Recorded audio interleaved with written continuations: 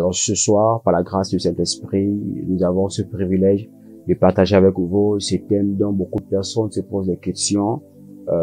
Pourquoi rien n'avance? Pourquoi rien ne marche? Pourquoi tout ce que j'essaie d'entreprendre, ça ne marche pas?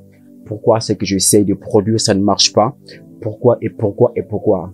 Alors, vous êtes au bon endroit. Merci d'ailleurs de vous abonner et de partager la page. Merci encore au maximum et à toutes les personnes qui sont déjà abonnées sur notre page. Alors, nous allons prendre tout simplement quelques minutes afin de vous expliquer les raisons pour lesquelles vos projets ne voient pas le jour.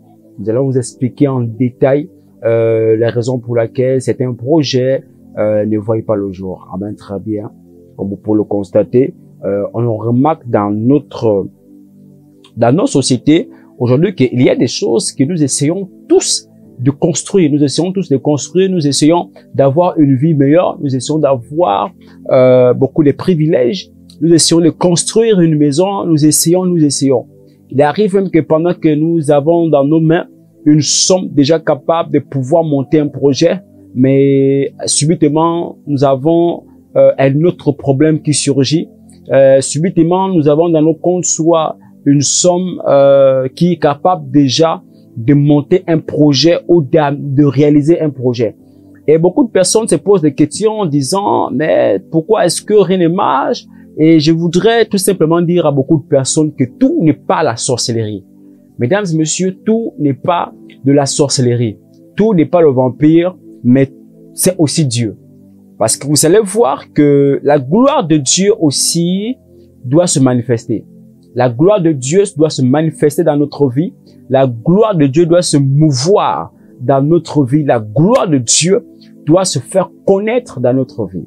Voici la raison pour laquelle beaucoup de personnes se plaignent parce qu'ils n'ont jamais compris et accepté les principes de Dieu. Parce qu'ils n'ont jamais compris Dieu. Parce qu'ils n'ont jamais respecté Dieu. Parce que vous allez voir que un enfant avec son parent, je dirais un père et un fils, lorsque le père a des ambitions pour son fils, lorsque un père a des projets pour son enfant, c'est que le père veut voir la réussite de son enfant. Le papa veut voir la joie de son enfant. Vous allez voir que lorsque l'enfant va demander quelque chose, que le père ne peut pas fournir cela.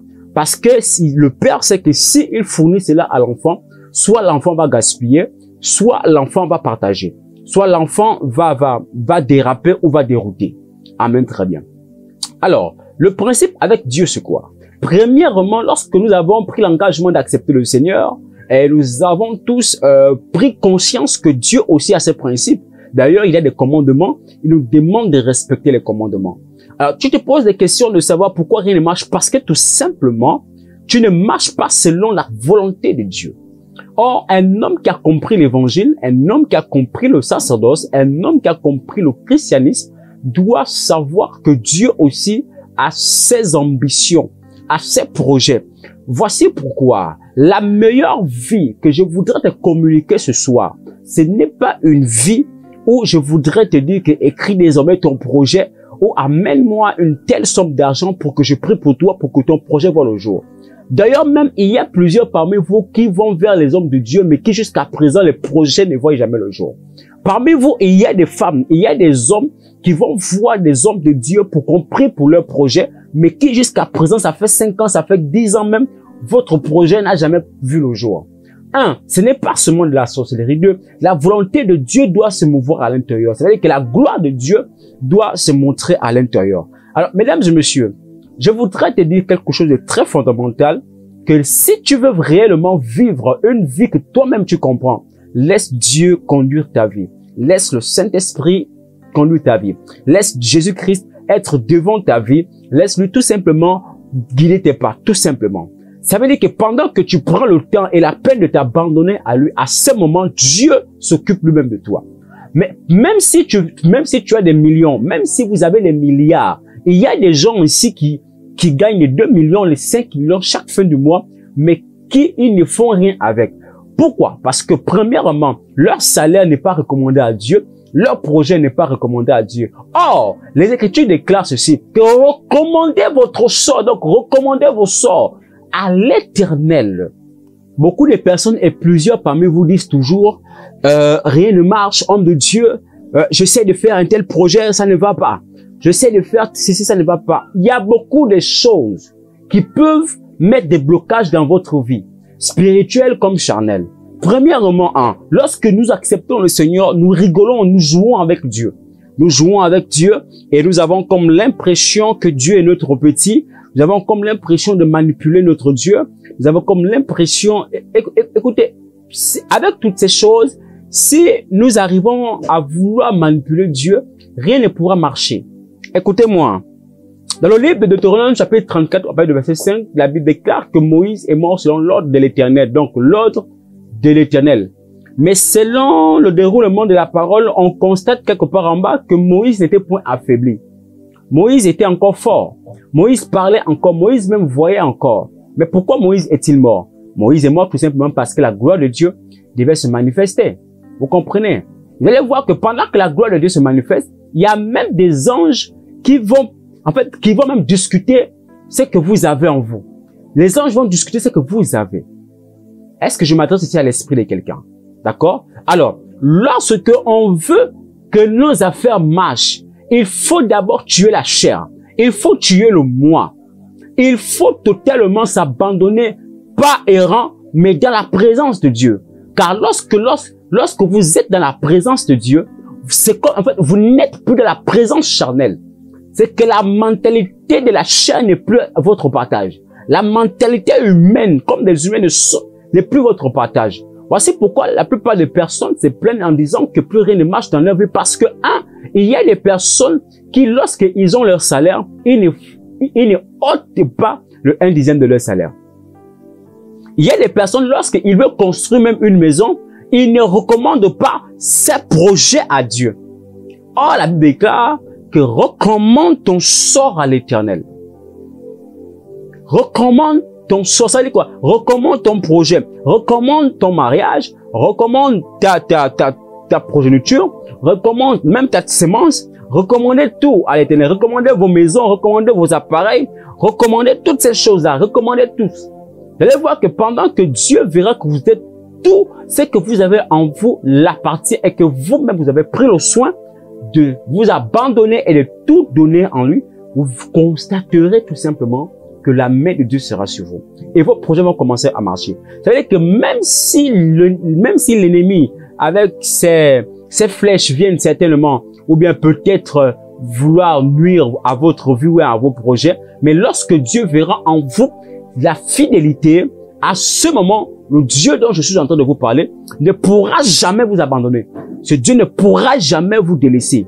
Mesdames et messieurs, j'ai l'honneur, avec beaucoup de respect et considération, de te conseiller avec plein d'amour, à partir de maintenant, recommandez votre sort. Vous voulez vous marier, dites cela à Dieu. Vous voulez construire des villas et des maisons sans que les maisons ne se cassent ou bien on ne vous embête. Il faut prélever la dîme. Il faut enlever la dîme de tous vos revenus. Il faut faire des dons. Écoutez, le secret avec Dieu, c'est le donner. D'accord? On n'a pas besoin que vous venez donner seulement aux hommes de Dieu, mais donner aussi à la veuve et à l'orphelin. Eux aussi, ils ont besoin de ça. Ils ont besoin de votre coup de main. Ils ont besoin aussi de cette énergie. Est-ce que je m'adresse ici à l'esprit de quelqu'un? Alléluia. Le livre de Psaume chapitre 37, à partir du verset 5, il est écrit: recommande ton sort à l'Éternel, mets en lui ta confiance et il agira. Donc, croyez en Dieu, recommandez vos projets à l'Éternel, mettez votre confiance, ainsi il agira. Si vous faites vos projets avec un homme, l'homme sera capable de vous détruire parce qu'il ne sera pas content du projet dont vous êtes en train de monter. Voici pourquoi beaucoup de personnes aujourd'hui ne réussissent pas. Beaucoup de personnes n'épargnent même pas parce qu'ils ont des mauvaises compagnies.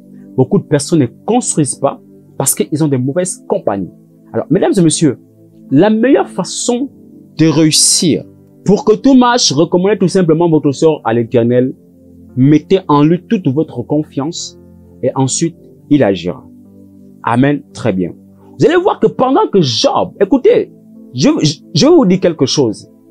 Je ne dirais pas que Job n'a jamais cru en l'Éternel. Je ne dirais pas que Job n'a jamais eu foi en Dieu. Mais Job était un homme dont aujourd'hui beaucoup et plusieurs prennent de l'exemple dans sa vie.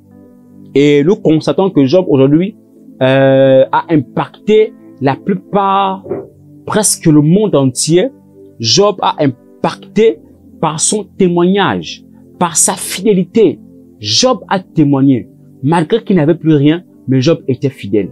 Voici là encore un point.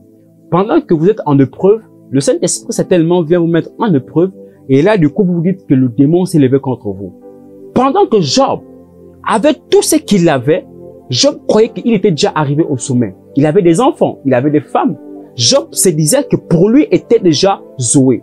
Mais il va arriver que le diable va se rapprocher près de l'Éternel et lui dire, mais écoute, Job, ton serviteur, il te sert parce que tu lui donnes des richesses, des enfants, la femme et la stabilité.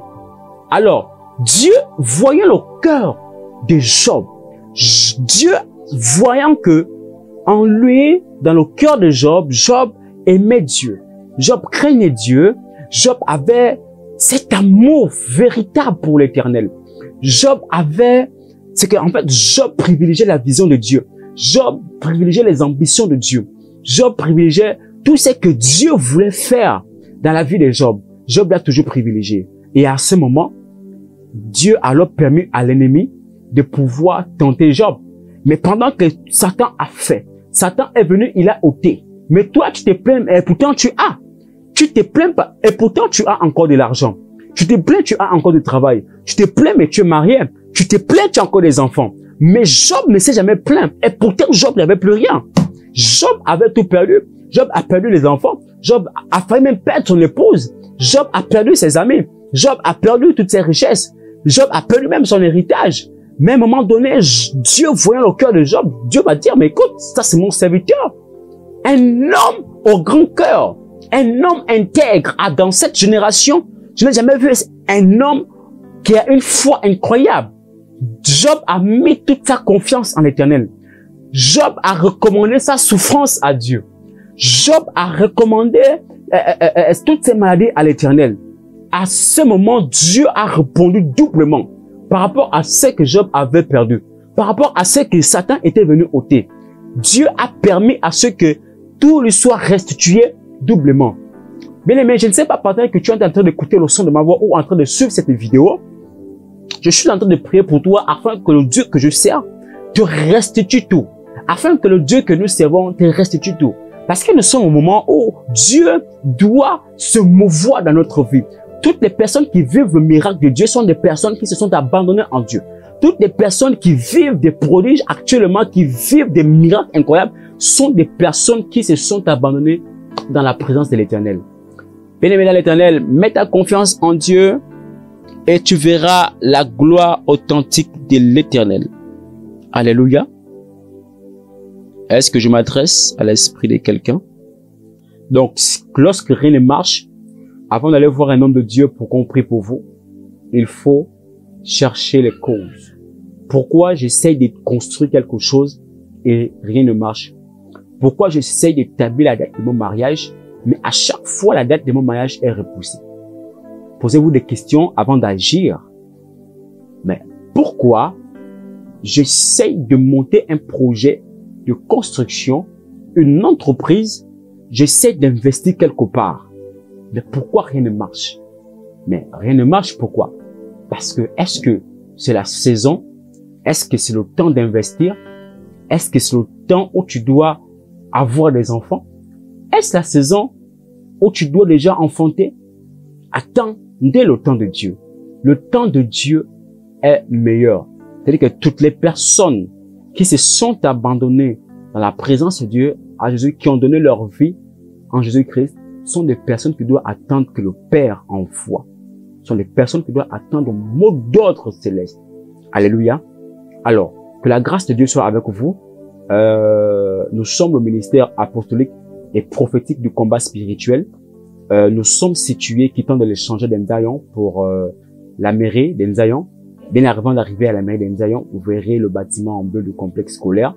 En face du bâtiment en bleu, il y a une entrée et un garage.